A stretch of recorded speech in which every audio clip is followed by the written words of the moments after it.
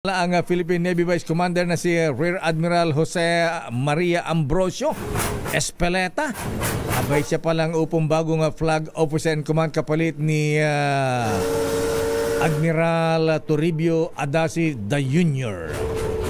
Aris number 52. Ayan, paritan na ba si Admiral Adasi Edniel? Edniel Parosa, please come in. Edniel. Lakay, inanunsyo na nga ng Philippine Navy ngayong umaga ang formal na pag-upo o formal ng uupo bilang bagong Flag Officer in Command ng Hanay ang Vice Commander nitong si Rear Admiral Jose Maria Ambrosio Espeleta. Ayon kay Navy spokesperson John Percy Alcos, papalitan na Espeleta si Vice Admiral Toribio Adasi Jr.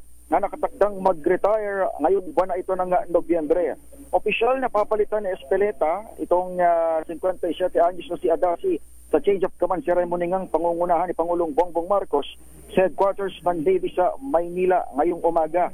Bago italaga bilang POIC o Flag Officer in Command, katatalaga lang lakay dito kay Espeleta bilang number 2 man ng Navy nitong August 14. Pinalitan ni Espeleta bilang Vice Commander noon si Rear Admiral Cesar Bernard Valencia na tumao naman sa Philippine Military Academy bilang Superintendent. After ng ilang buwan ay ang number 2 man na itong si Espeleta, siya na ang mag-a-assume bilang POIC ng Philippine Navy. Mamaya pangungunahan niya na ni Commander Pangulong Bongbong Marcos. Sabi na aking bubit sa Navy, January pa ang birthday ni Admiral Adasi. Ba't napaaga yata ang retirement?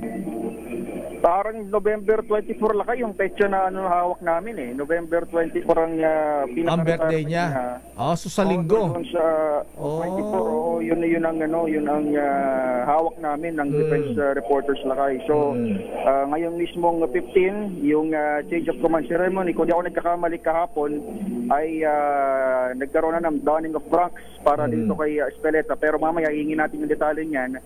Ang official ngayon, coming from the Philippine Navy spokesperson, Commander John Percy Alcos, ay ito na nga uupo bilang bagong POIC si number 2 man, Vice Commander Rear Admiral Jose Maria Ambrosio Espeleta.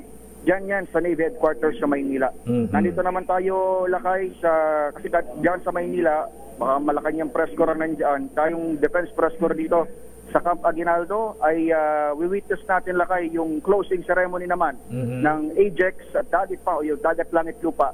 Magtatapos na officially ngayong araw na ito ng Biyernes. Balik sa iyo lakay. Maraming salamat, Edniel Parosa.